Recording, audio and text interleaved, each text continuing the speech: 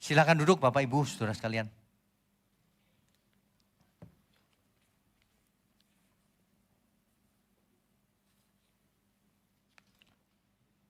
Selamat siang, Shalom. Bapak Ibu saudara, tema kita di sesi ini adalah sesi ke-6. YHWH itu nama Tuhan atau nama dewa sebenarnya. Mungkin banyak orang tidak berpikir bahwa YHWH itu mungkin gak itu nama dewa sebenarnya.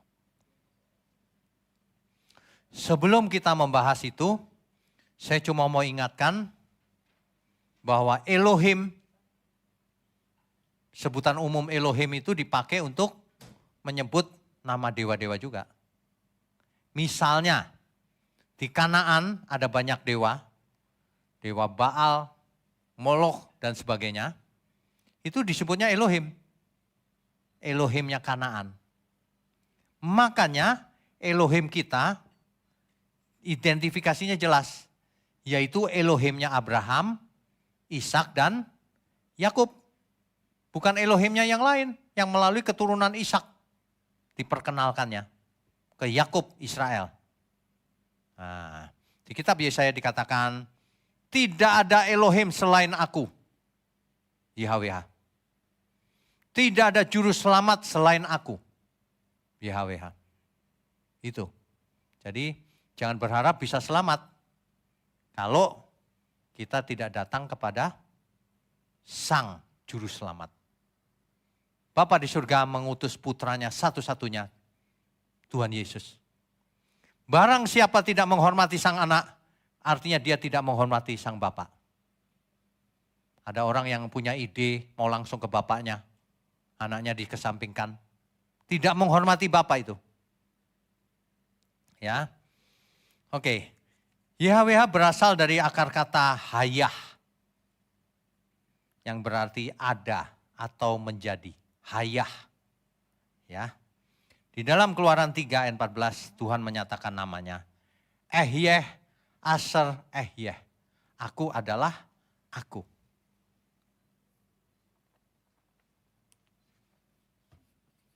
Keluaran 3 ayat 14. Musa berkata, nanti kalau mereka tanya namamu bagaimana? Katakan kepada mereka, Ehyeh Asher Ehyeh.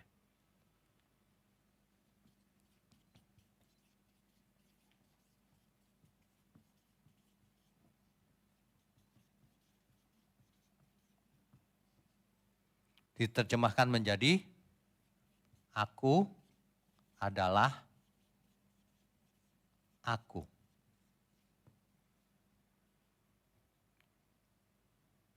Itu jawaban langsung dari Elohimnya Abraham, Ishak dan Yakub.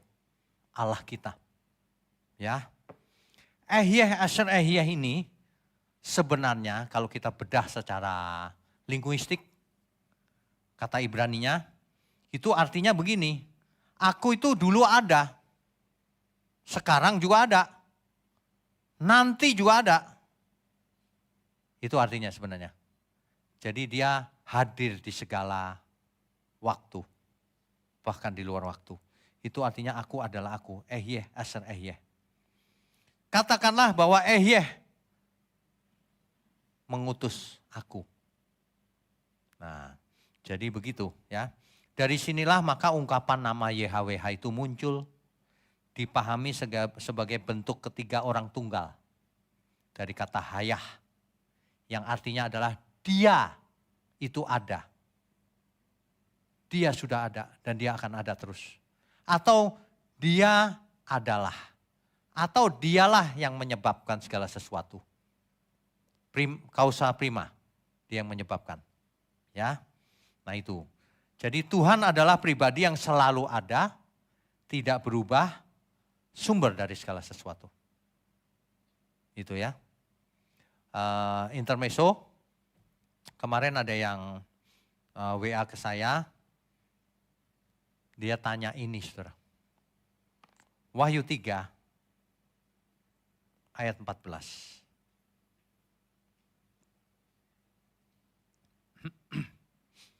Dan tuliskanlah kepada malaikat jemaat di Laodikia, inilah firman dari Amin, saksi yang setia dan benar. Siapa itu?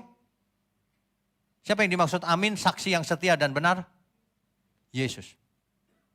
Koma, permulaan dari ciptaan Allah. Lalu orang itu karena tidak percaya praeksistensi, orang itu bilang begini, ini Yesus itu ciptaan. Gitu. Ini ayatnya. Kacau ya. Dan mengabaikan ayat-ayat yang lain. Ini kesesatan itu mulainya di situ. Ketika membaca satu ayat lalu mengabaikan ayat yang lain. Pura-pura tidak tahu demi membela pengertiannya sendiri. Ternyata setelah kita lihat permulaan itu salah terjemahan, saudara. Di dalam teks asli Alkitab dipakai kata arche. Arche itu artinya memang bisa permulaan. Tapi artinya juga bisa sumber, artinya juga bisa penguasa. Yang mana yang benar terjemahnya? Lihat konteksnya. Cocokkan dengan ayat-ayat semua. Karena Alkitab itu koheren, tidak mungkin bertentangan satu sama yang lain. Jadi terjemahan yang benar adalah bukan permulaan dari ciptaan Allah, sumber dari ciptaan Allah. Dia pencipta, sumber dari ciptaan Allah. Itu. Begitu aja nggak bisa baca mereka. Orang kalau sudah doktrinnya sudah agamawi ya, sudah nggak mau jujur sama diri sendiri, dengan segala cara dihalalkan untuk menggolkan teologinya itu, ya itu cara-caranya, udah curang. Gitu saudara, hati-hati ya, hati-hati. Itu terjadi di segala bidang tuh. Oke, nah jadi nama YHWH ini muncul di Keluaran 3 ayat 15 kemudian. Setelah mengatakan aku adalah aku, barulah YHWH muncul namanya. Ya. Nah, di Yesaya 42 ayat 8 coba kita baca. Yesaya 42 ayat 8.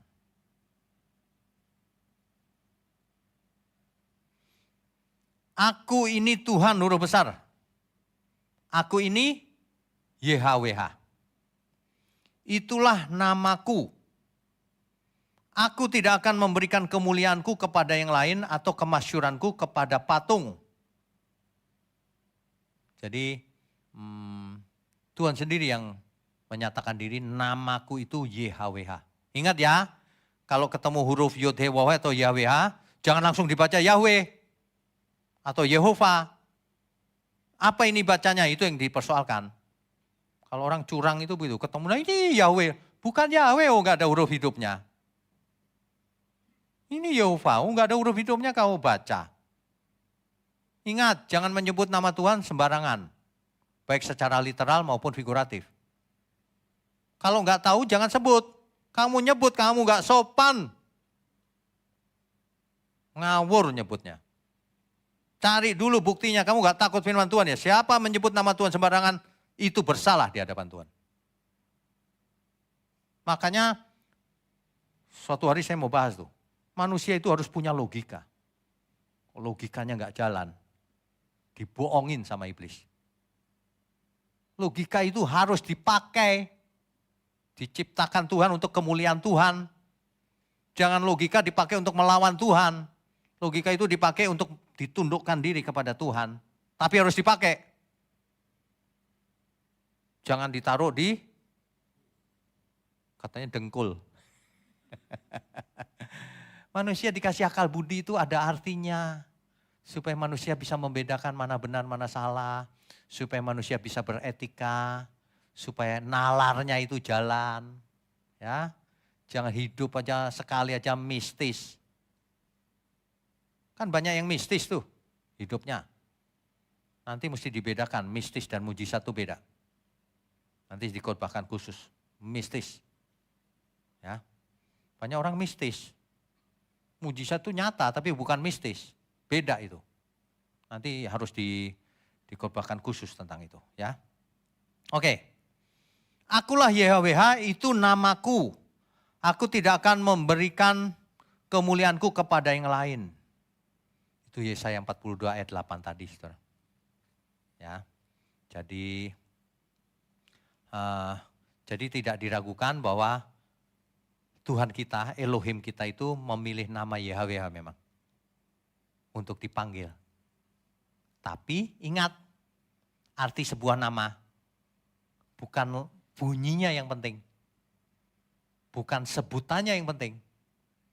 Tapi ketika kita menyebut nama itu artinya kita menghormati sang pemilik nama. Artinya kita menjunjung tinggi sang pemilik nama.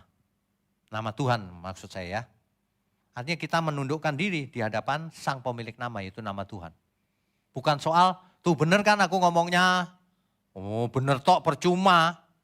Apa kau nggak baca Matius 7 ayat 21 sampai 23?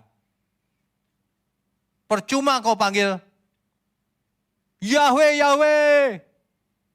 Masuk surga? Tidak. Percuma itu panggil-panggil Yahweh, Yahweh. Percuma orang panggil Yehova, Yehova. Percuma. Panggil cuma dengan mulut. Alkitab berkata, bangsa ini memuliakan aku dengan mulutnya. Tetapi hatinya jauh daripadaku. Mulutnya doang. Ya, percuma orang panggil Adonai, Adonai. Yahweh, Yahweh. Ngapain kau begitu? Kalau tidak melakukan kehendak Bapakku yang di surga. Kan begitu kan kalimatnya? Tuhan Yesus loh yang bilang ya. Jangan marah sama saya ya. Itu Tuhan Yesus yang ngomong. Tuhan yang bicara, ya Tuhan. Kan gitu. Makanya jadi orang jangan lebay mulutnya. Dikit-dikit Tuhan, dikit-dikit Tuhan. Tapi hatinya jauh daripadaku, kata Tuhan. Malu-maluin aja. Ya, mempersembahkan uang aja diminta balik.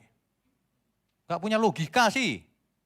Kok punya nalar persembahan itu gak diminta balik. Diminta balik berarti kau gak punya logika. Nalarmu itu gak sehat berarti. Wah, semua orang sakit hati pasti dengarnya. Bagus. Maksudnya biar gini loh, bukan sakit hati lalu kita musuhannya, bukan. Maksudnya selama ini kan gak ada kan yang menegur, ditegur iya, ampun Tuhan, nah gitu loh. Kalau sama saya gak suka mah gak masalah, tapi harus bertobat. Ada amin semua? Kan begitu ya. Jadi pertanyaannya yang kedua. Yang pertama tadi sudah terjawab, Yahweh itu Tuhan yang pilih nama itu. Di antara banyak nama di bumi. Apakah Yahweh pernah dipakai sebagai nama dewa? Kan banyak orang yang mengagumkan nama Yahweh tuh dengan kalimat Yahweh lagi. Tahu nggak kau nama itu pernah dipakai oleh dewa apa enggak? Kok diagung-agungkan sebelum dipakai Tuhan? Elohim aja sebelum dipakai Tuhan kan nama dewa, sebutan umum dewa. Yahweh itu nama dewa bukan? Jawabannya ya, itu nama dewa. Di dalam konteks sejarah kuno Israel, Yahweh pernah dipakai untuk memanggil suatu dewa di wilayah kuno Kanaan zaman dulu. Itu nama dewa itu. Ya. Israel sebelum mengenal Elohimnya Abraham, Ishak dan Yakub, itu nama dewa. Yahweh itu. Buktinya apa? Harus ada bukti bukan? Buktinya, dari bukti arkeologis ditemukan ada suatu prasasti. Prasasti yang namanya Kuntilet Ajrut. Di abad ke-9 sebelum Masehi ditemukan prasasti. Itu ditemukan di Sinai. Di daerah Sinai. Di situ tertulis prasastinya. YHWH dari Samaria, rupanya dewa ini datangnya dari Samaria. YHWH dari Samaria dan Asyerahnya. Saudara tahu Asyerah siapa? Dewi Asyerah. Ya. Dewi Asyerah itu dewi kesuburan orang Kanaan kuno. Jadi rupanya YHWH ini suaminya Asyerah. Dewa YHWH, istrinya Dewi Asyerah rupanya. Dewi kesuburan orang Kanaan kuno. Nangkep gak? ada prasastinya. Artinya apa? Artinya nama itu pernah menjadi nama dewa. Sebelum dipakai matang seperti zaman sekarang. Kan begitu. Jadi nama itu pun nama dewa. Elohim juga sama. Menyebut dewa Kanaan Elohim juga. Ya, ada prasastinya saudara. Itu nggak mungkin tidak pernah terjadi tapi ada prasastinya. Di Gunung Sinai itu. Ya, daerah Sinai. Yang kedua namanya prasasti Khirbet El-Khom. Ditemukan prasasti lain lagi loh, bukan cuma satu. Itu di abad ke-8 sebelum Masehi. Juga menyebut nama YHWH dan Asyerah. Rupanya YHWH dan Asyerah ini mungkin pacaran kali ya. Dewa sama Dewi gitu. Ceritanya begitu. Ini pasti kultus zaman dulu nih. Kepercayaan kuno ini. Dewa Dewi kan. Saudara tahu bahkan Elohim atau El itu adalah ketua dewa-dewa Kanaan. Jadi di Kanaan mereka percaya ada 5 panteon, ya, dewa-dewa gitu. Dia kepalanya El, makanya simbolnya kepala sapi tadi itu. Dia yang paling kuat, dewa yang paling kuat. Itu nama dewa Kanaan. Ya. Nah, makanya begitu ya. Dan di Alkitab sendiri yang menyatakannya. Kita baca Keluaran 32 ayat 1 sampai 5. Keluaran 32 ayat 1 sampai 5. Saudara. Ketika bangsa itu melihat bahwa Musa mengundur-undurkan turun dari gunung itu, maka berkumpullah mereka mengerumuni Harun dan berkata kepadanya, "Mari buatlah untuk kami Allah yang akan berjalan di depan kami, sebab Musa ini orang yang telah memimpin kami keluar dari tanah Mesir, kami tidak tahu apa yang telah terjadi dengan dia." Musa naik ke gunung, terus gak ada kabarnya.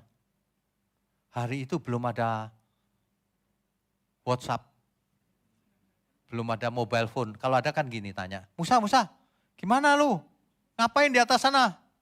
Kan gitu ya. Waktu itu belum ada. Jadi Musa naik terus gak ada kabar. Terus dipikir Musa, ngapain ya Musa mati kali ini. Terus bangsa Israel ada ide, Harun buatin dong Allah. Gitu. Berupa patung. Ayat 2.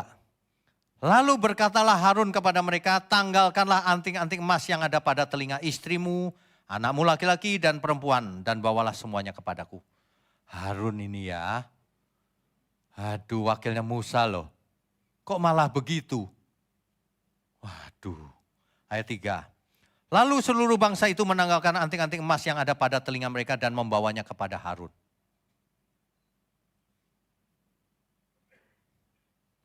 Ayat 4.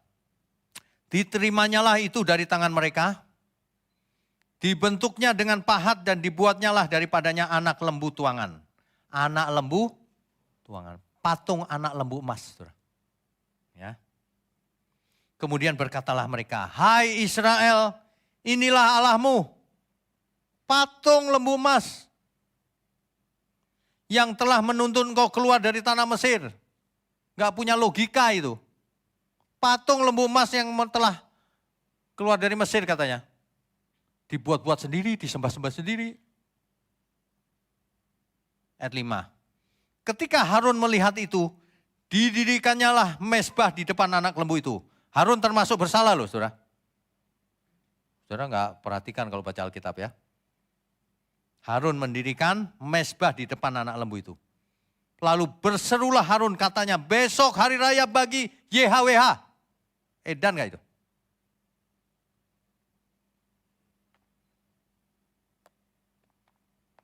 YHWH itu pernah dipakai untuk nama patung lembu emas. Harun loh ini yang bicara. Besok hari raya bagi YHWH. Waduh, Tuhan marah besar gara-gara ini. Manusia membuat berhala. YHWH dianggap berhala oleh mereka. Padahal Yahweh nama yang kudus. Nama yang suci yang dipilih oleh Tuhan. Meskipun itu pernah dipakai sebagai nama dewa. Enggak masalah. Tetapi Yahweh yang mana? Elohim yang mana? Elohimnya Abraham, Ishak dan Yakub. Yahweh yang mana? Bukan Yahweh yang itu. Yahweh yang Elohimnya Abraham, Ishak dan Yakub. Jadi identifikasinya jelas. Gitu ya saudara ya. Jadi jangan sampai mengagung-agungkan Yahweh tidak melihat fakta. Yahweh memang harus kita hormati nama Allah kita itu. Tapi jangan menyebut namanya sembarangan. Sudah tahu tidak ada buktinya namanya apa, bunyinya. Berani menyebut sembarangan. Kau menyebutnya sembarangan itu, ngawur itu. Ada orang yang tidak punya logika sama sekali. Dia menjelaskannya begini. Kan kita nggak tahu saudara bunyinya apa. Boleh dong saya sebut Yahweh. Oh kau nggak punya otak berarti. Nggak punya logika itu. Ada yang begitu, saya dengerin. Orang kalau nggak punya logika jadi begini nih. Kalau nggak tahu kita nggak berani sebut, ngerti nggak? Lah kok ngarang-ngarang?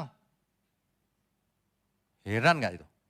Kalau kita ketemu seorang raja, nggak tahu gue namanya. Kok panggil Tono aja kalau gitu. Boleh nggak kira-kira? Dipancung kita.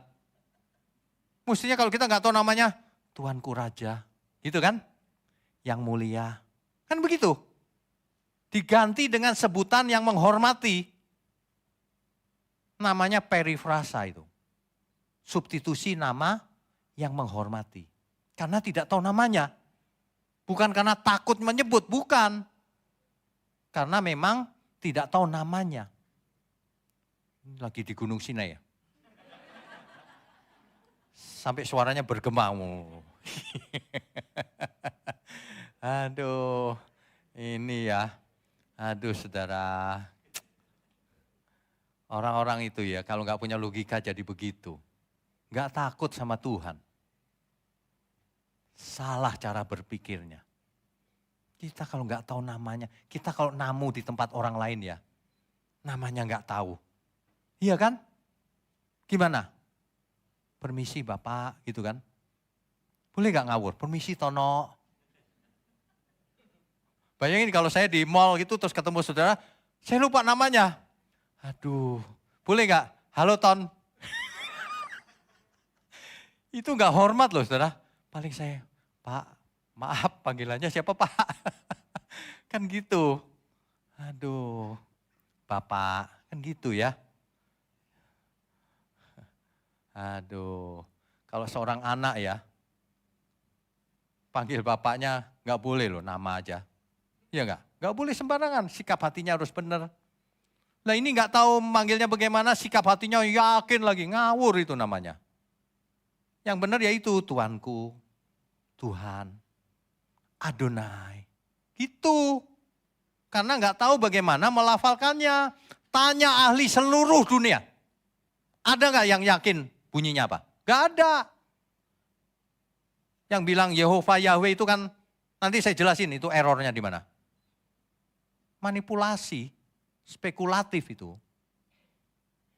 Ya itu bukti-bukti sekunder semua, bukan primer. Bukti sekunder kan karangan manusia. Tapi seluruh dunia pakai itu. Populer sih. Ya. Aduh, apa ya untungnya saya ngomong begini ya. Kan gak ada ya, malah dimusuhin orang. Gak apa-apa lah, saudara musuhin saya gak apa-apa. Tapi bertobatlah sesuai fakta. Hormat sama Tuhan. Ya, kita itu harus hormat. Jangan diganti-ganti nama Tuhan. Alkitab, ternyata benar ya, Yahweh itu pernah dipakai sebagai nama dewa. Dewa yang namanya YHWH, kawin sama dewi yang namanya Asyerah, dewi kesuburan, nggak tahu anak-anaknya namanya apa. Itu kultus itu, mitos Kanaan.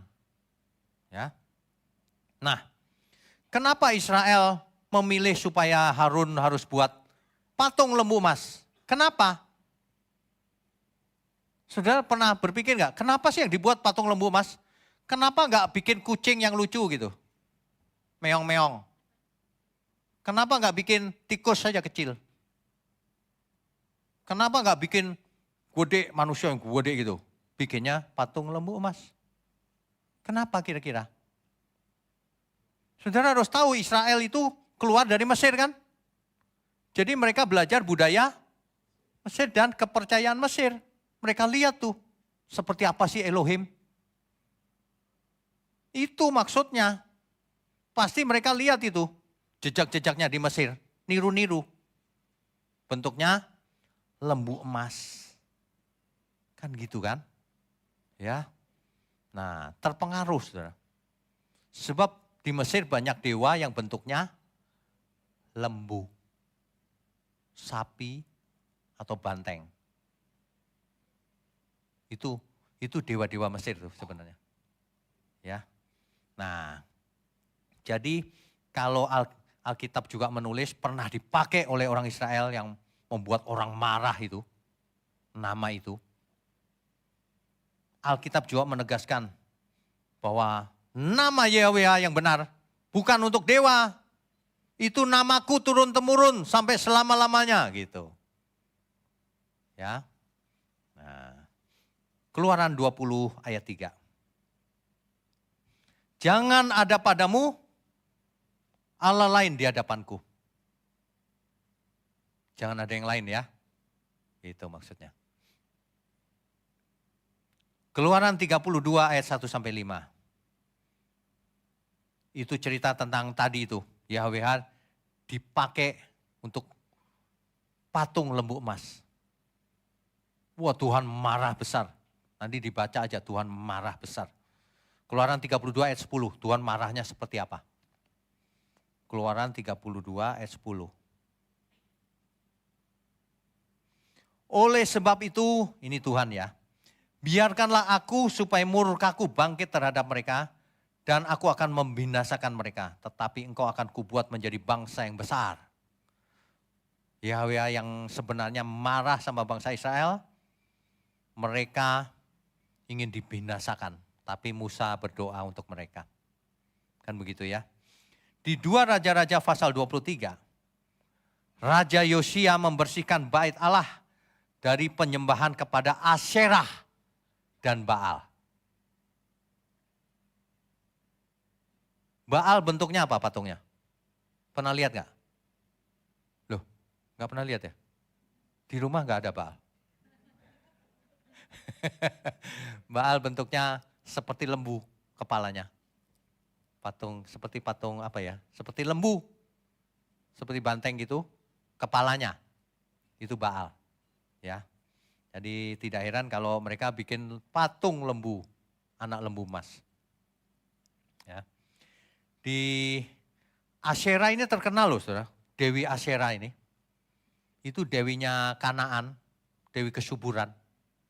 Asyera. Ya. Yesaya 45 ayat 21. Nanti dibaca ya. Bukankah aku Tuhan, yaitu YHWH, tidak ada yang lain. Tidak ada Allah selain daripadaku. Allah yang adil dan juru selamat. Tidak ada yang lain kecuali aku. Ini menunjukkan bahwa Tuhan ingin memisahkan namanya dengan nama-nama lain itu. Gak boleh dipakai nama dewa. Gitu. Ya. Jadi pandangan Kristen dan Yahudi itu sama. Yahweh itu bukan nama salah satu dewa, bukan. Tetapi satu-satunya Elohimnya Abraham, Ishak dan Yakub. Ya. Tadi itu saudara, dicatat tadi itu. Yesaya 43 ayat 11, Yesaya 45 ayat 5 dan ayat 21, dan Hosea 13 ayat 4. Kesimpulannya. Jadi secara fakta historis, faktanya Yahweh itu memang pernah dipakai sebagai nama dewa yang bersanding dengan Dewi Asyerah. Itu faktanya. Kemudian fakta lagi di kaki Gunung Sinai, umat Israel karena mungkin berpikir Musa nggak turun lagi, dengan Harun membuat patung anak lembu emas dari emas. Dan mereka memanggilnya Elohim, mereka memanggilnya YHWH. Itu fakta, saudara. Ya, jadi kalau kalau seseorang sampai mengubah-ubah, menggunakan nama ini sembarangan untuk memanggil dewa, Tuhan marah besar, saudara. Tuhan marah besar. Ya. Jadi kalau demikian hari ini, saudara. Oh ya, sekedar mengingat aja, di Mesir ada yang namanya dewa lembu jantan yang namanya Apis. Dewa Apis, itu lembu jantan. Nah, itu yang ditiru. Di Kanaan ada yang namanya Baal. Baal yang kepalanya banteng atau lembu tadi. Ya, jadi mereka mencoba meniru itu karena Musa tidak ada kabar. Bangsa Israel mencampur YHWH yang asli dengan dewa-dewa itu. Sinkritisme. Jangan sampai kita dalam hidup kita ini melakukan sinkritisme. Mencampur. Mencampur. Ada banyak orang suka sinkritisme, mencampur. Ya, kalau anaknya sakit, dia ke orang pinter, tanda kutip. Dukun. Bilang aja dukun, orang pinter lagi. Pinter dari mana? Kalau dia pinter, dia nggak jadi dukun, saudara. Kalau dia pintar, dia jadi hamba Tuhan. Amin ya. Pintar kok jadi hamba setan. Ada banyak sekali praktek sinkritisme. Kalau orang, anaknya sakit misalnya, ke dukun. Dibilang, kamu jangan ke dukun, kita punya Tuhan. Gak apa-apa lah Pak, untuk kebaikan, yang penting sembuh. Nah itu sinkritisme itu. Ya. Gak apa-apa lah kita berdoa sama itu. Yang penting semuanya maksudnya baik. Yang penting kau pakai pikiranmu sendiri. Oh, Tuhan marah kau dikutuk nanti. Yang paling membuat Tuhan marah itu ketika seseorang mempunyai berhala. Mempunyai sesembahan lain. Bercabang hati. Makanya disebut di kitab Yakobus, hai kamu orang-orang yang tidak setia. Tidak setia di situ terjemahannya terlalu halus. Sebenarnya teks aslinya begini, hai kamu pejinah-pejinah laki-laki, pejinah perempuan. Karena pejinah rohani enggak cuma laki-laki kan, perempuan juga. Bersahabat dengan dunia, musuh Allah. Apalagi kau bersahabat dengan kegelapan, musuh Allah. Sinkritisme. Makanya kalau ikut Tuhan Yesus, harus murni. Harus segenap hati, segenap hidup. Kalau kita sakit jangan datang kepada alternatif. Enggak boleh. Nanti mati Pak, enggak apa-apa. Memangnya kalau kau datang ke alternatif kau enggak bisa mati. Si dukunnya juga mati.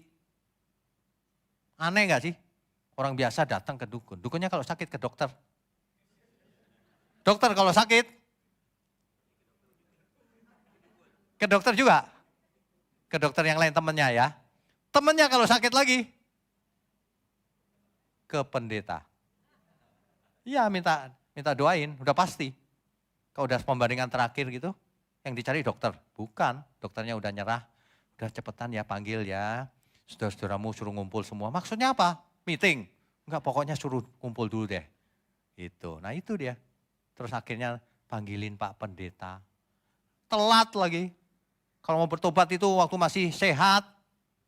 Ya kalau udah sakit juga boleh, tapi sudah agak terlambat. Ketika tak berdaya lagi baru cari Tuhan. Ketika masih berdaya, jangan sombong, cari Tuhan. Jangan sinkritisme.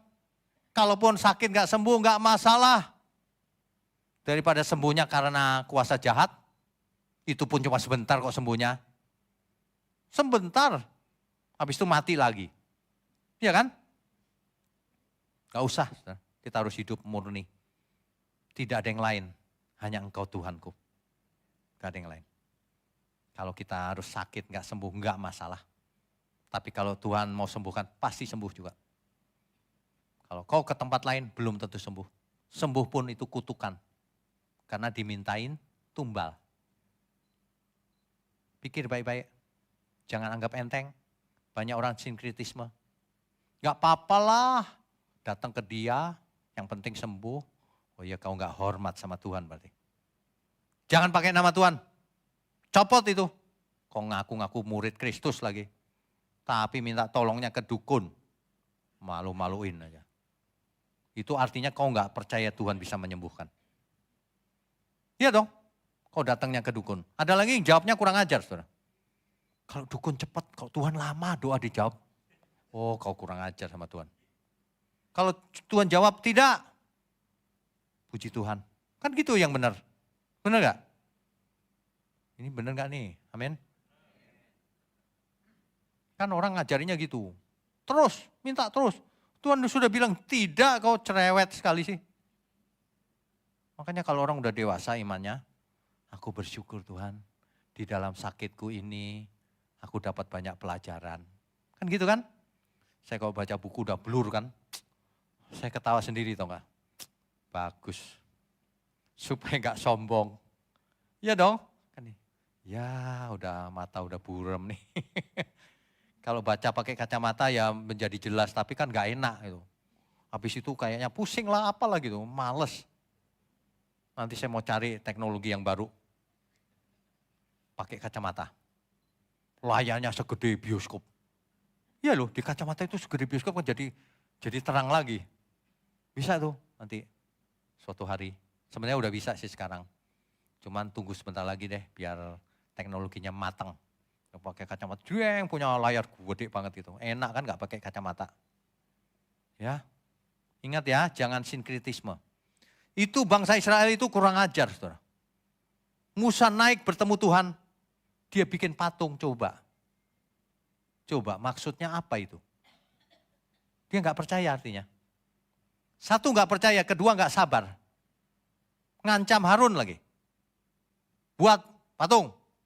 Si Harun juga gitu. Melakukannya.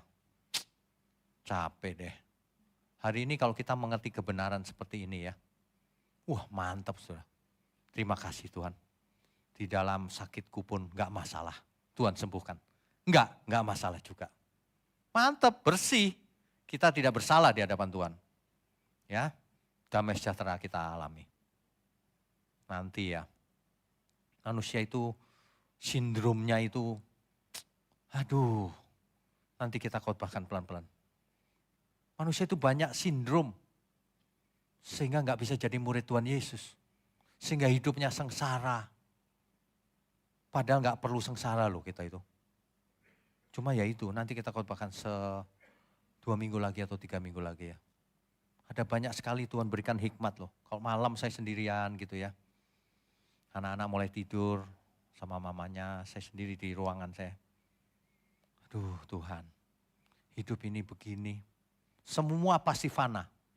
Makanya saudara, jangan berharap kita bisa bahagia dengan barang yang fana. Gak bisa. Barangnya fana, kita konsumsi, fana juga. Kita hanya bisa bahagia kekal kalau barangnya itu kekal. Itulah sebabnya fokus pada yang kekal, bukan yang fana. Yang fana hanya sementara. Ya. Kalau kita lihat Tuhan begitu luar biasa melalui sejarah memperkenalkan dirinya. Eser, aku adalah aku. YHWH, jangan menyebut namaku sembarangan. YHWH apa ya Tuhan? Gak tahu. Jangan kira-kira. Kamu gak hormat artinya sama Tuhan. Ya. Nanti kita bahas panjang lebar, saudara. Mesti sabar kalau belajar. Sebab kalau belajar itu ada pernik-pernik yang kita mesti mengerti. Ya, saudara bagikan ini ke banyak orang, teman-teman, sahabat, saudara. Supaya banyak orang mengerti dan bisa memposisikan diri dengan hormat di hadapan Tuhan. Ingat ya, Tuanku, Tuhan, Rajaku, Adonai. Begitu. Miliki sikap hati yang benar. Amin. Amin. Beri kemuliaan untuk Tuhan.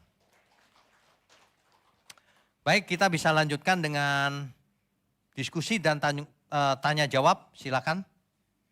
Kalau ada yang mau bertanya boleh.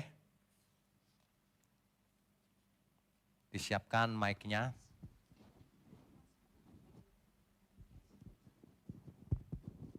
Ya Pak, kita mulai dari online dulu ya Pak ya. Silakan. Baik, salam Pak, saya ada pertanyaan. Ada dua Pak. Shalom. Silakan. Yang pertama, apa perbedaan antara YHWH dan nama-nama Allah lain di dalam Alkitab? Yang kedua pertanyaannya adalah, apa implikasi dari keberadaan YHWH sebagai Tuhan yang berdaulat? Terima kasih Pak. Oke, yang pertama, apa bedanya?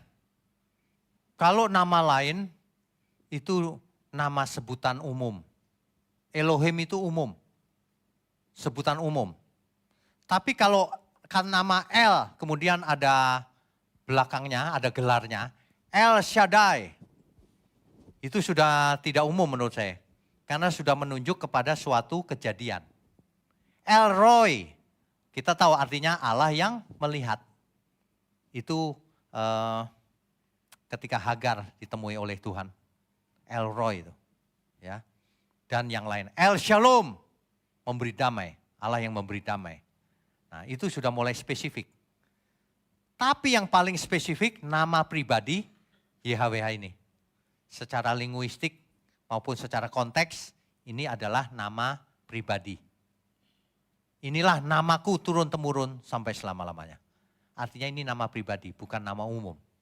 Kalau nama generik itu Elohim. Kalau Allah kan nama umum, Allah yang mana? Makanya harus dibarengin Allahnya Abraham, Ishak dan Yakub. Jelas tuh. Ya. Pertanyaan yang kedua tadi, Implikasi dari keberadaan YHWH Oke. sebagai Tuhan. Implikasinya YHWH ini menekankan di Perjanjian Lama bahwa tidak ada Allah lain selain aku. Tidak ada yang lain selain daripadaku. Implikasinya ditulis ulang oleh Rasul Paulus di Perjanjian Baru. Karena kita hanya punya Allah satu. Ya, Allahnya Abraham, Ishak dan Yakub. Dan Tuhan kita cuma satu, Tuhan Yesus. Putra tunggal Allah yang diutus ke bumi. Sang juru selamat kita. Satu-satunya pengantara kita. Dan sekarang ada Roh Kudus dalam diri kita. Implikasinya jauh ke sana. Gitu. Jadi bukan implikasinya gini, oh kalau gitu kita mesti manggil namanya. Loh, vokalnya kita nggak ada. Jangan ngarang loh ya. Sebenarnya orang yang panggil Yahweh itu orang yang ngarang. Karena nggak ada buktinya. Di dalam manuskrip nggak ada itu. Yahweh itu. Ya, itu ngarang, itu nggak sopan sebenarnya sama Tuhan. Itu sama dengan TN, menurutku Tono, ngarang itu. Padahal itu Tuhan, misalnya. Nah gitu. Ya, implikasinya kita harus tahu bahwa satu-satunya Allah kita itu. Allahnya Abraham, Ishak, Yakub. Yang mengutus putra tunggalnya turun ke bumi. Menjadi juru selamat manusia, mati buat kita. Yang kemudian bangkit, kemudian naik ke surga. Dan nanti yang ia datang kembali, yang menghakimi bukan Bapa, tapi dia lagi. Putra tunggal Bapa. Sehingga orang yang menolak putra tunggal Bapa atau yang meremehkan, itu sama dengan tidak menghormati atau menolak Bapa. Kan ayatnya sudah tadi kita baca ya. Jadi jangan merendahkan Tuhan Yesus. Itu merendahkan Bapa namanya. Itu sama dengan seorang raja mengutus utusannya, gak dianggap utusannya. Kira-kira menghina yang utus gak? Nah begitu. Ya. Oke, ada lagi pertanyaannya? Baik, salam Pak, saya mau bertanya, kalau boleh tahu Pak, siapa sih yang pertama kali memulai melafalkan YHWH itu dengan Yahweh? Terima kasih. Yang pertama melafalkan itu sebenarnya tidak jelas juga siapa. Tetapi ada catatan sejarah di abad saya lupa itu, abad 500 atau di tahun 500 atau 1500 Masehi ya. Ada teolog dari Prancis yang tiba-tiba nyebut Yahweh gitu. Gak pakai asalnya dari mana. Diduga bunyinya Yahweh, diduga ya. Tapi saya ingatkan, jangan menduga-duga. Sebab menduga sembarangan itu menyebut nama Tuhan secara sembarangan. Gitu. Ya, oke. Oke, pertanyaan selanjutnya, Salam, pertanyaan saya, Bagaimana dengan umat Hindu dan Buddha yang masih menganut sinkretisme?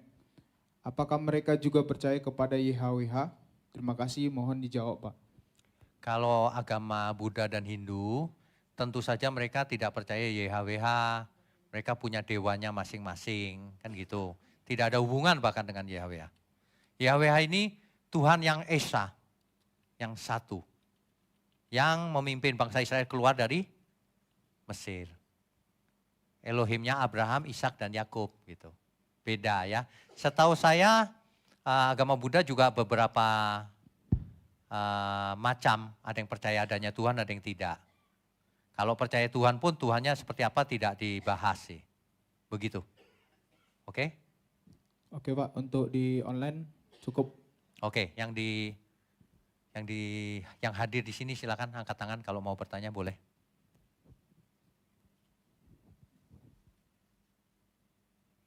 Bapak Ibu Saudara ya, seminar seperti ini seperti belajar, ya memang belajar bukan seperti. Jadi bagikan ini kepada banyak orang karena banyak orang nggak mengerti.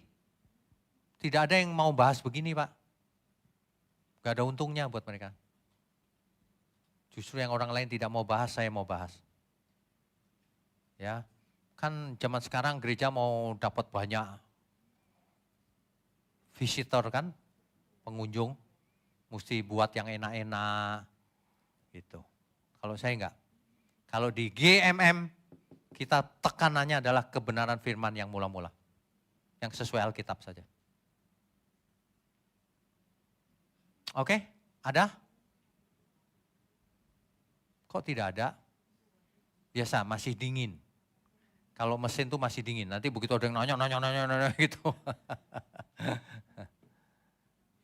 Ya kan, Ibu mulai. Nah ini nanti, sebentar mic-nya biar jelas. Yuk silakan, berdiri Bu. Pak, saya mau tanya. Ibu perkenalkan diri, siapa tahu ada yang belum tahu namanya. Nama saya Uli. Saya mau bertanya Pak, kalau misalnya saat ini kan kita kan belajar tentang nama-nama Tuhan. Betul. Ada baiknya ketika kita mau berdoa sama Tuhan, diiringi dengan rasa hormat. Ya. Kepada Tuhan. Ya. Baiknya kita bisa sebut nama Elohim, atau kita sebut nama Tuhan saja, atau kita sebut apa Pak? Supaya rasa hormat kita ketika kita berdoa itu seperti apa? Oke, Gitu, Pak. baik. Ini pertanyaan bagus sekali. Makanya kita harus punya pengertian yang benar, sehingga kita bisa mendudukkan posisi kita dengan posisi yang benar. Gitu kan? Nah. Jadi kalau kita sudah mengerti begini, Tuhan Yesus mengajar begini, kalau engkau berdoa, hendaklah demikian. Bapa kami yang di surga. Kalau ada orang yang usil, kok enggak sebut nama? Terserah, kita mau ikut Tuhan Yesus. Bapa kami yang di surga, sebut dia Bapa. Tapi di ayat yang lain berkata, mintalah kepadaku, kata Tuhan Yesus. Kita juga bisa berdoa, Tuhan Yesus. Gitu. Anggap ya, kalau ada orang yang ngotot, enggak bisa. Namanya Yeshua Hamashiach, silakan. Itu kan cuma bahasa Ibrani. Jadi Tuhan itu udah mengerti kok. Jadi Tuhan gak gini, ketika kita berdoa Tuhan yang mana? Tuhan langsung tahu kok hatinya. Meskipun gak sebut nama ya. Tapi Tuhan Yesus, nah itu lebih spesifik. Ya enggak? Makanya kalau saya berdoa, diakhiri dalam nama Tuhan Yesus. Biar orang tahu, jelas Tuhannya yang mana. Atau kadang-kadang dalam nama Bapa, Putra dan Roh Kudus. Biar orang tahu kita punya satu-satunya Bapa di surga, kita punya Tuhan Yesus, dan kita punya Roh Kudus dalam diri kita. Gitu Bu. Yang penting sikap hati. Ya. Oke. Tuhan berkati. Kalau ada yang lain boleh silakan. Oh ada, tolong mic-nya. Tes. Ya. Salam Pak, ini pertanyaan dari teman saya. Jadi teman saya ini bilang dulu kan kitab Perjanjian Lama itu gundul.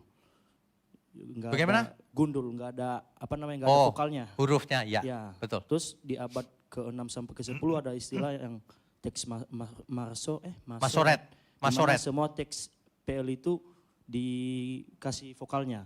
Nah, pertanyaannya Pak, kenapa khususnya nama YHWH itu nggak ada dikasih vokalnya? Apakah ada Ada istilah ceritanya. politik atau emang kata YHWH itu emang nggak bisa mungkin karena sakral gitu jadi nggak bisa dikasih vokalnya. Itu Pak. Terima Oke, kasih. mengerti. Setelah zaman pembuangan ke Babel, ya, lafalnya hilang. Sementara hurufnya gundul, lafalnya hilang. Nah, ketika hilang orang nggak berani sebut sembarangan, kan nggak boleh sembarangan. Karena nggak boleh sembarangan, maka hurufnya tetap gundul. Nah, di abad ada yang namanya kelompok Masoret itu, dia takut nanti semakin hari bukan cuma YHWH yang nggak ada lafalnya ini. Jangan-jangan nanti huruf Ibraninya juga nggak bisa sebut orang. Gitu ceritanya. Misalnya,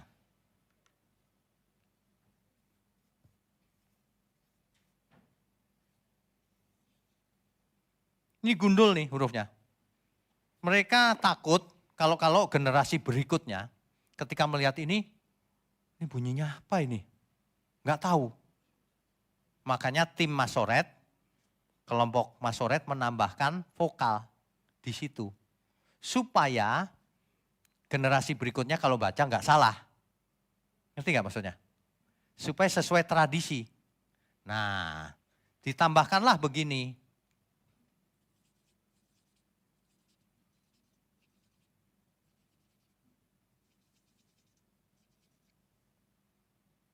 Sehingga generasi berikutnya kalau lihat ini, oh ini E. Tadinya kan Alef. Oh ini E setelah dapat nikut ini, tanda baca ini. Ini dikasih ini O, ini Lamet, dikasih ini jadi O, Lo. Elo.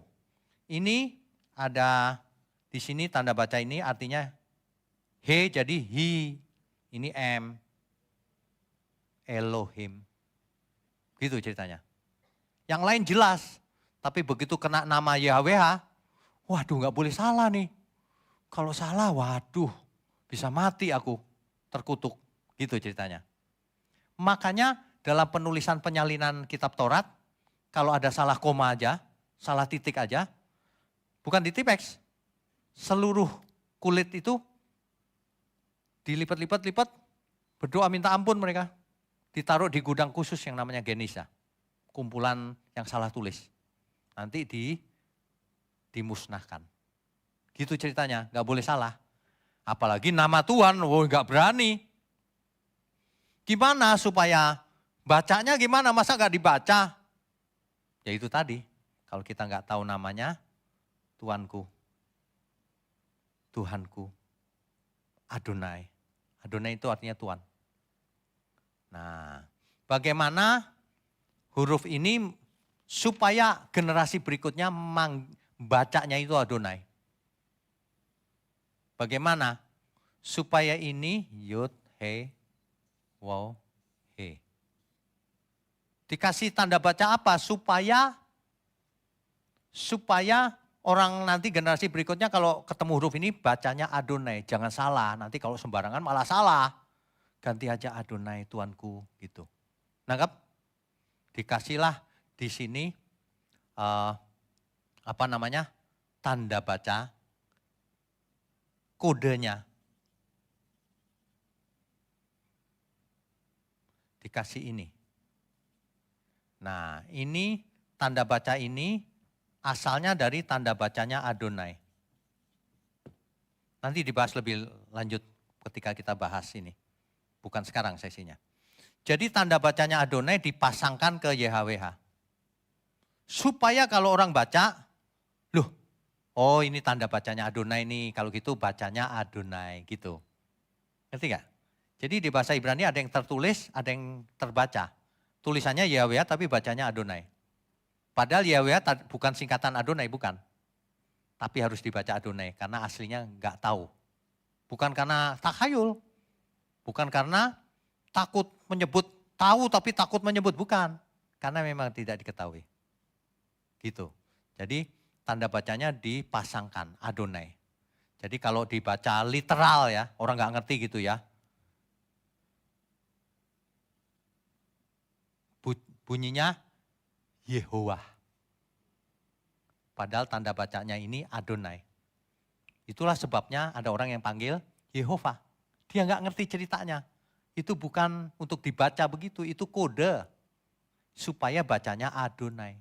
Minjem dari huruf hidupnya Adonai. Nanti kita bisa bahas lebih detail perubahan tandanya itu. Ya, berapa sesi lagi itu. Tapi ini secara singkat aja. Oke, ada lagi pertanyaan?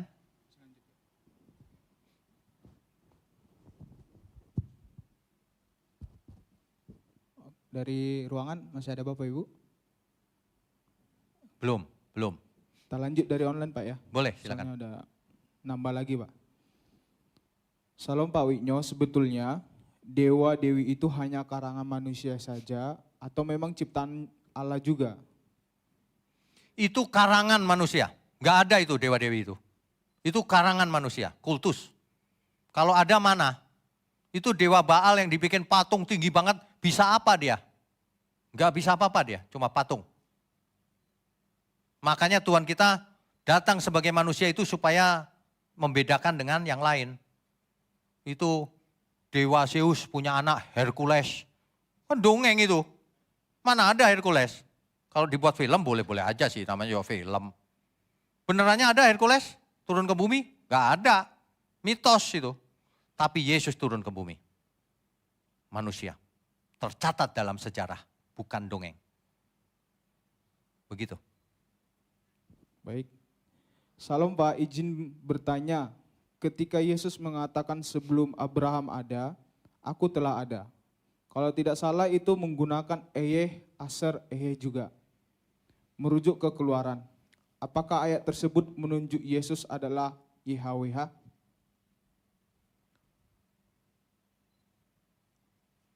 Ini pertanyaannya salah. Ketika Yesus mengatakan aku ada sebelum Abraham ada, itu zaman perjanjian baru. Dan itu menceritakan apa adanya secara literal. Dan bahasanya Yunani, tidak mungkin bunyinya Ehye, Eser, Ehye. Enggak mungkin. Itu orang menafsir. Oh ini Yesus pakai kata-kata itu gitu. Bukan. Coba perhatikan kalimat sebenarnya bagaimana. Ini ceritanya. Yohanes pasal 8. Mulai ayat 56. Abraham bapamu, ini Tuhan Yesus sedang berbicara dengan orang-orang Yahudi. Abraham bapamu bersukacita bahwa ia akan melihat hari-hariku, dan ia telah melihatnya dan ia bersukacita. Orang-orang bingung dong. Tuhan Yesus kan umurnya baru berapa itu? Abraham sudah lihat nenek moyang kami yang ribuan tahun yang lalu. Gitu. Makanya di ayat 57, maka kata orang-orang Yahudi itu kepadanya, umurmu belum sampai 50 tahun. Dan kau telah melihat Abraham, yang bener lu. Gimana ceritanya, gimana nih ngomong kok begini nih. Gitu loh, ngerti gak? Dijawab oleh Tuhan Yesus. Kata Yesus kepada mereka, aku berkata kepadamu, sesungguhnya sebelum Abraham jadi, aku telah ada. Praeksistensi. Jangan dipelintir-pelintir. Ini kiasan, bukan. Perhatikan baik-baik. Ayat 59-nya. Lalu mereka mengambil batu untuk melempari dia. Bukan kiasan.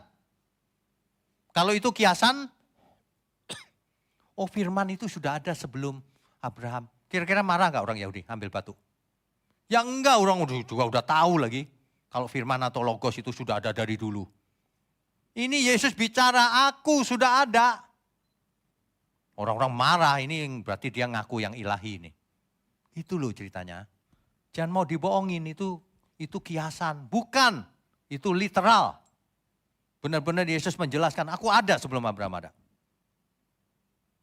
Ada amin gak nih? Kalau mau jujur, baca sendiri. Jangan kata orang, tapi kata dia Pak. Jangan kata dia, kata Alkitab. Sumber primer.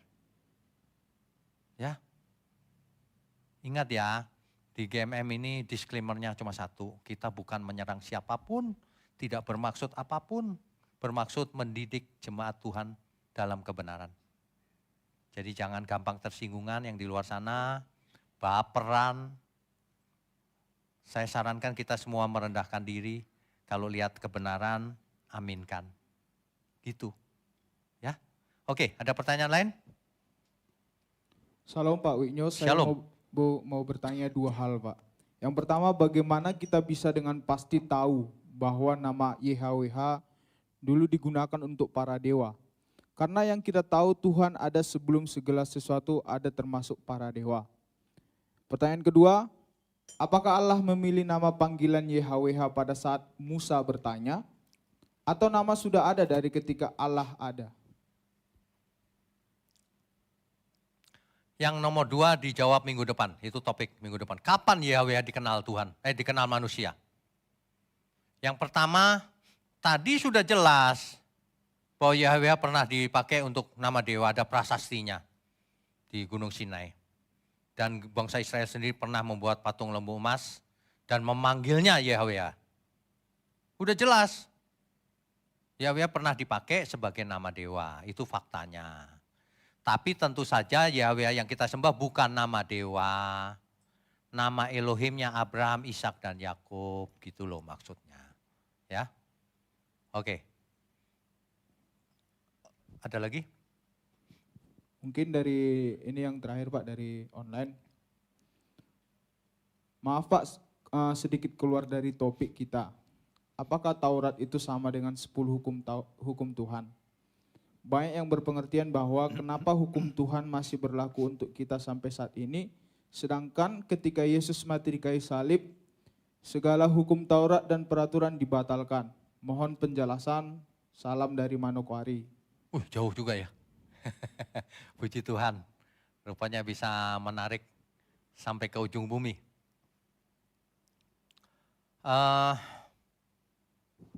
Saya jadi lupa pertanyaannya. Saking jauhnya jadi terus lupa. Oh ini Pak, saya ulangin Pak ya. Iya, iya. Apakah Taurat itu sama dengan 10 ya, hukum ingat. Tuhan? Ingat, udah. Jadi begini, kalau kita baca Alkitab itu, nurut saja sama Alkitab. Jangan sok pinter, ya.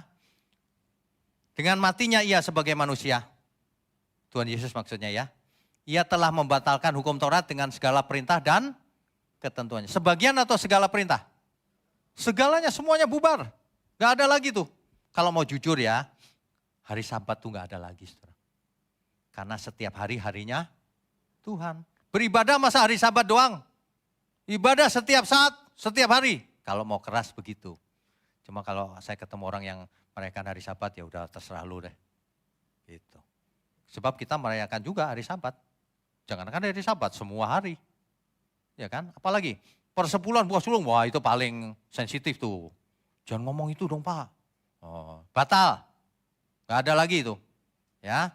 Apalagi upacara-upacara batal. Ada yang ngomong sama saya, tapi hukum kasih kan gak batal ya Pak. Ya iyalah. Makanya belajar itu yang utuh. Jangan cuma mendengar sepenggal khotbah saya. Taurat batal semuanya. Diganti hukum kasih. Kalau hukum kasih lebih berat dari Taurat. Kalau Taurat kan banyak upacara, banyak persembahan, dan sebagainya, dan sebagainya. Iya kan? Yang ajaib dan ajaib banget itu gini. Orang zaman sekarang mau pakai Taurat. Tapi yang dipilih cuma persepuluhan dan buah sulung.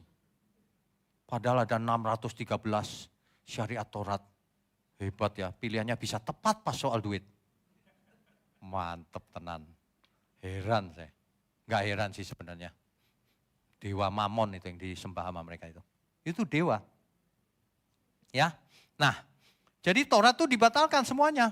Tapi sekarang, kalau dulu hukum Taurat, kalau kamu membunuh, hukumannya ada. Betul? Kalau sekarang, dulu definisinya membunuh itu kalau sudah membunuh orangnya mati. Kok sekarang, hukum kasih, kalau kamu membenci saudaramu, kamu seorang pembunuh. Ayo, dibatalkan. Orang yang bengkok hatinya itu ya, saya ngomong dibatalkan lalu dia ngomong gini, enak lu sekarang membunuh boleh, mencuri boleh, berzina boleh, dibatalkan. Uteknya itu kotor. Sekarang jangankan membunuh, kau benci saudaramu aja, kau seorang pembunuh di mata Tuhan. Jangankan berzina, kau memandang lawan jenis lalu terangsang itu sudah berzina dalam hatimu. Itu sebenarnya terjemahnya begitu tuh konteksnya. Cuma nggak enak kan ngomong gitu. Di Alkitab ditulis kalau kamu mengingininya. Mengingini apa? Mengingini berzina itu sebenarnya. Itu maksudnya. Jadi nggak usah sampai berzina, kau tergerak syahwatmu itu udah berzina sama dia kau di dalam hatimu. Makanya jangan nonton sembarangan yang masih muda ini. Kau berzina itu namanya. Ya. Begitu syahwatmu naik itu berzina. Kalau kamu cuma memandang, dia cantik ya. Ya iyalah, nggak apa-apa. Jangan gini, dosa. Oh itu orang aneh itu namanya. Nanti kalau seluruh dunia cantik gimana? Nyungsep. Kalau orang dewasa itu lihat cantik, puji Tuhan. Iya kan? Sebenarnya semua orang cantik kok, beda versi. Lah iya, nggak percaya tanya suaminya, istrinya cantik nggak? Berani bilang nggak? Pasti semua cantik, menarik cantik. Iya kan? Lagi pula yang dimaksud cantik itu cantik dari dalam itu lebih kekal dibanding cantik luarnya tok. Kalau cuma luarnya tok kita tunggu aja 10 tahun lagi. Kita foto aja 20 tahun lagi. Pasti berubah. Iya kan? Makanya jangan hidup menurut Taurat. Sebab barang siapa mengharapkan kebenaran oleh hukum Taurat, ia lepas dari Kristus. Di kitab Galatia jelas banget itu. Masih nggak mau? Sakarepmu dewe. Kebaskan debu, saya nggak mau ketemu orang kayak begitu. Habisin waktu aja. Orang kita itu mau apa sih? Kita itu mau selamat sama-sama. Bukan gini, aku pinter kau enggak. Bukan pinter-pinteran. Kita mau selamat sama-sama. Gitu. Oke, masih ada pertanyaan nggak nih? Masih ada waktu berapa menit lagi? Pak Ginting silakan. Terima kasih Pak. Ya. Sekedar memastikan, melanjutkan dari pertanyaan Olen tadi Pak tentang keberadaan Tuhan itu kan sebelum segala sesuatu ada, dia sudah ada. Ya. Kemudian kaitannya dengan penggunaan YHWH juga oleh orang Kanaan terhadap dewanya. Ya.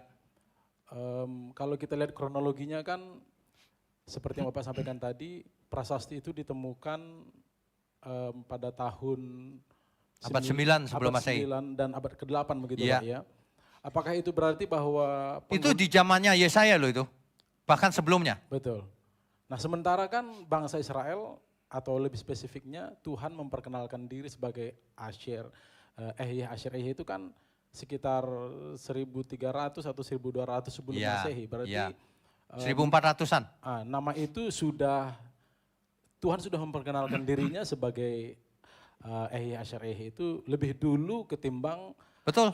penggunaan nama itu oleh orang-orang yang menyembah dewa. Berarti Nanti sesi ke depan bahkan Hawa menyebutnya YHWH. Gimana itu jelasinnya? Nah, tapi itu sesi depan. Tapi nggak apa-apa ini terusin. berarti bisa dibilang bahwa penggunaan YHWH oleh kaum pagan lah kita sebut Pak ya, Pagan. itu menjiplak dari atau meniru dari bangsa Israel atau bagaimana Pak? Itu yang pertama Pak. Oke. Prasasti yang dibuat abad 9 sebelum Masehi itu kan bukan berarti mereka menyebutnya abad itu. Bisa jauh sebelumnya kan, Oke. baru dibuatkan. Jadi nggak jelas. Jadi ada kemungkinan Israel kuno sebelum ya menyembah Yahweh yang satu, mereka ada kemungkinan politeisme. Kemungkinan. Oke.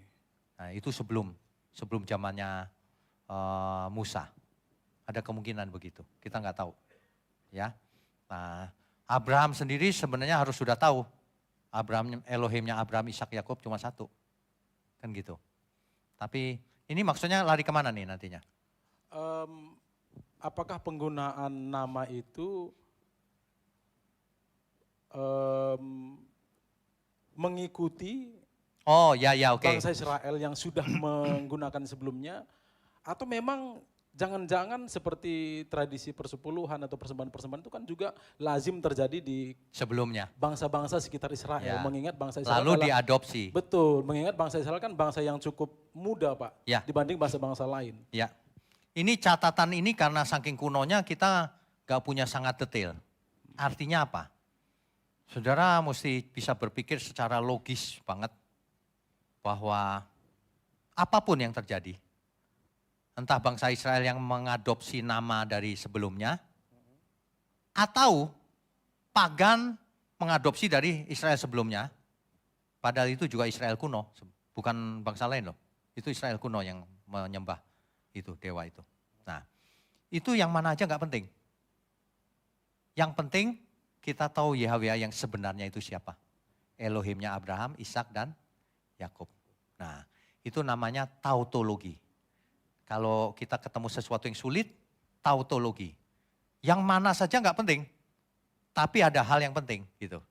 Nah, nanti akan ketemu di sesi-sesi mendatang, tautologi. Karena ada beberapa hal yang kita nggak bisa pastikan. Kalau nggak bisa dipastikan nggak masalah, tapi yang pasti kita tahu yang ini. Gitu. Nah, dengan kejadian ini, yang mana yang duluan kita nggak tahu persis. Biarlah itu arkeolog berdebat sono sini. Tapi yang kita tahu, yang manapun pilihannya, nggak masalah. Yahweh kita adalah Yahweh yang satu itu. Elohimnya Abraham, Ishak dan Yakub. Yang kemudian menumbuhkan tunas Daud yang disebut YHWH keadilan kita. Yang kemudian kita tahu lahir melalui Maria, Yesus. Gitu. Ya. Baik. Yang Oke. terakhir Pak, Ya. boleh Pak. Kalau di Keluaran 3 ayat 14 dan 14 itu kan firman Allah kepada Musa, aku adalah aku. Yang tadi Bapak tulis, Asher, Ehyeh. Yang dalam dari kata dasar hayah, Ya. yang artinya aku ada. Aku ada. kan gitu ya. Aku ada. Ini agak unik sebenarnya, karena biasanya kan kalau nama itu mungkin kata sifat gitu Pak ya. Betul. Atau kata benda. Betul, tapi ini kata kerja. Pada akhirnya saya langsung ke intinya saja Pak. Pada akhirnya saya berpikir Tuhan tidak sedang menjawab Musa seperti lazimnya manusia, nama kamu siapa? Oh, nama aku Immanuel. Tapi dia sedang mengatakan bahwa aku adalah aku yang dulu ada, sekarang ada, dan selamanya ada. Jadi dia tidak sedang menjawab Musa dengan memberi nama gitu, tapi mengungkapkan identitasnya. Identitas dalam arti bahwa dia adalah entitas yang dulu ada, sekarang ada, dan selamanya ada. Jadi kalau saya menyimpulkan, ini bukan nama seperti nama yang kita pahami selama ini bahwa oh namanya itu YHWH, tapi itu adalah identitas atau entitasnya sebagai Allah yang kekal dari dulu dan selamanya, begitu. Bagaimana tanggapan Pak Wignon? Kan pertanyaannya jelas, bagaimana dengan namanya, namamu, gitu kan? Dijawabnya pakai menjawab bagaimana. Penjelasan itu sebenarnya bukan nama, ini namanya bukan, penjelasan. Aku itu ada dari dulu, sekarang sampai selamanya. Aku ya aku. Memangnya Tuhan pakai nama apa? Saya mau tanya. Memangnya Tuhan orang Ibrani? Ayo. Nah, jadi pakai nama apa? Emang bisa nama di bumi mewakili Tuhan? Gak bisa. Kalau Tuhan mau bersedia memakai nama YHWH, supaya manusia punya sebutan aja. Itu pun artinya bukan hurufnya saja, atau bunyinya harus tepat, bukan itu. Kan kita sudah belajar ya arti sebuah nama di dunia Semit atau Alkitab. Yang penting mewakili pribadi sang pemilik nama itu dan kehendaknya. Nah itu benar, ya. Makanya jawabannya aneh kan, aku ya aku gitu. Kayak kita ditanya gitu, siapa namamu? Saya itu tinggalnya di Kelapa Gading. Loh, itu bukan nama itu menjelaskan gitu ya. Tapi di ayat 15 muncul YHWH itu. Terus di kitab Yesaya, itulah namaku turun-temurun sampai selama-lamanya. Jadi Allah mengadopsi nama YHWH itu untuk dipakai buat dirinya. Nah itu juga maksud saya Pak, kan di ayat 15 itu kan YHWH, itu kan seperti yang Bapak sampaikan tadi, orang ketiga tunggal, maskulin. Jadi Musa menyampaikan Asher, itu dengan kata ya 4 huruf suci itu. Yang sebenarnya kalau kita kalimatkan itu, dia yang dulu ada, yang sekarang ada dan selamanya ada, itu mengutus aku kepadamu. Jadi Betul. tetap itu bukan nama juga Betul. sebenarnya. Betul. Masa yang mengirim aku, masa mengirim aku, ya kan?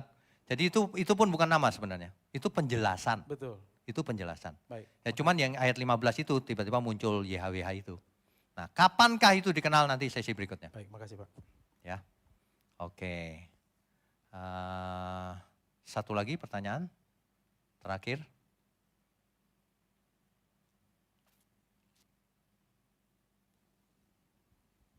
Nggak ada ya? Ya, mungkin dari sini Pak, dari online. Terakhir Oh. Pak ya. Oke. Pak izin mau bertanya, apakah dengan Allah menggunakan nama umum yang sesuai dengan konteks budaya timur agar bangsa Israel bisa memahami Allah? Dan apakah orang Yahudi masih memegang 7 hukum Nuh? Itu pertanyaannya Pak. Oh, oke, baik. Jadi orang Yahudi terbagi-bagi banyak sekarang.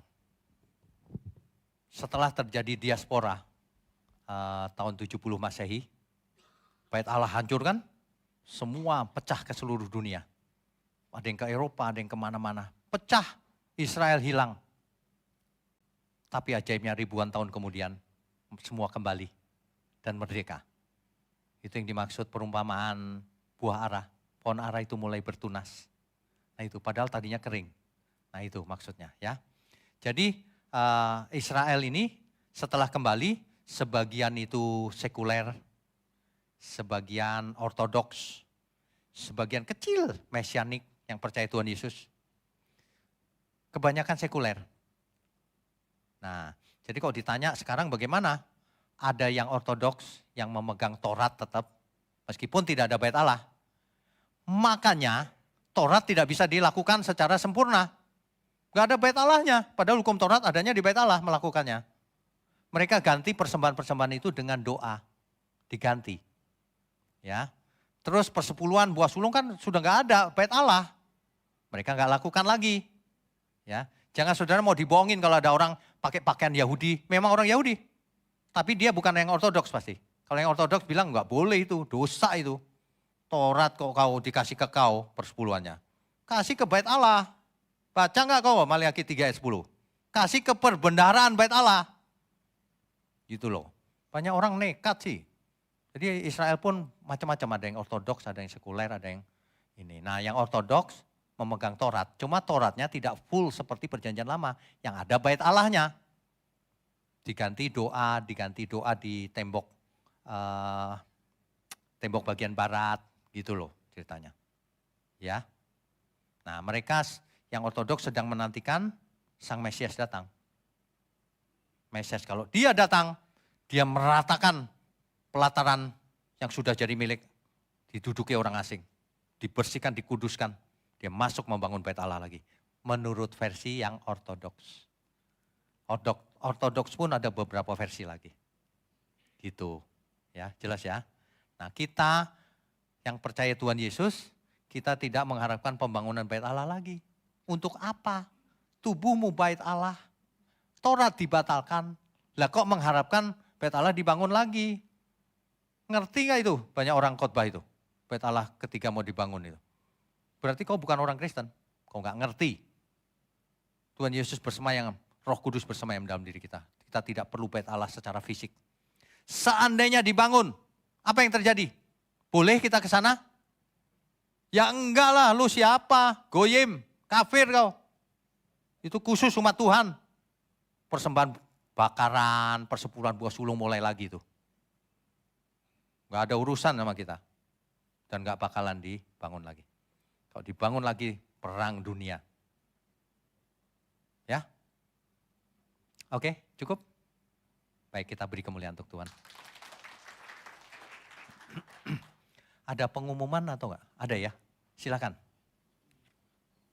Baik Bapak Ibu, sebelum Bapak Gembala menutup seminar pada siang hari ini, kita ada pengumuman sebentar. Yang pertama itu seminar berikutnya sama seminar nama Tuhan, itu akan diadakan di Sabtu 14 Juni 2025 atau Sabtu kedua pukul 7 dan 9 sampai 12.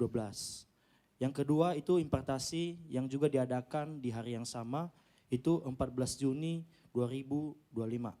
Yang ketiga, ibadah raya besok tanggal 4 Mei akan disertai dengan perjamuan kudus yang akan dilayani oleh Bapak Gembala di tempat ini. Seperti biasa pukul 8 yang sesi pertama, yang ibadah pertama, dan ibadah kedua pukul 10.30. Selanjutnya ibadah Pawa tanggal 10 Mei yang akan dilayani oleh Bapak Immanuel Ginting. Selanjutnya yang terakhir ibadah Hioya tanggal 10 Mei pukul 6 sore yang dilayani oleh Bapak Jan Wisnu atau sesudah ibadah Pawa. Demikian pengumuman, saya serahkan kepada Bapak Gembala. Baik, saya undang semua untuk bangkit berdiri.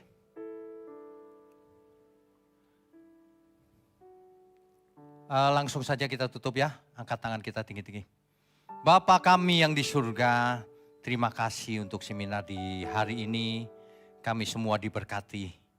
Terima kasih untuk gereja GMM milik-Mu Tuhan. Biarlah Tuhan berkati, Tuhan urapi, Tuhan lindungi, Tuhan pelihara.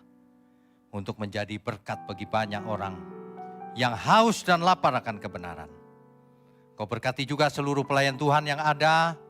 Kau jadikan kami sehat, umur panjang untuk kemuliaan Tuhan. Seluruh jemaat juga Tuhan. Sekarang kami sudahi pertemuan ini hanya di dalam nama Tuhan Yesus Kristus. Juru selamat kami pribadi.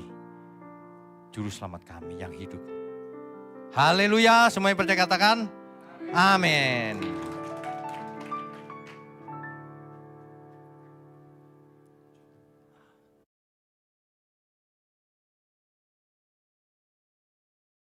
Saudara sekalian, bicara soal kebenaran, setiap orang merasa benar.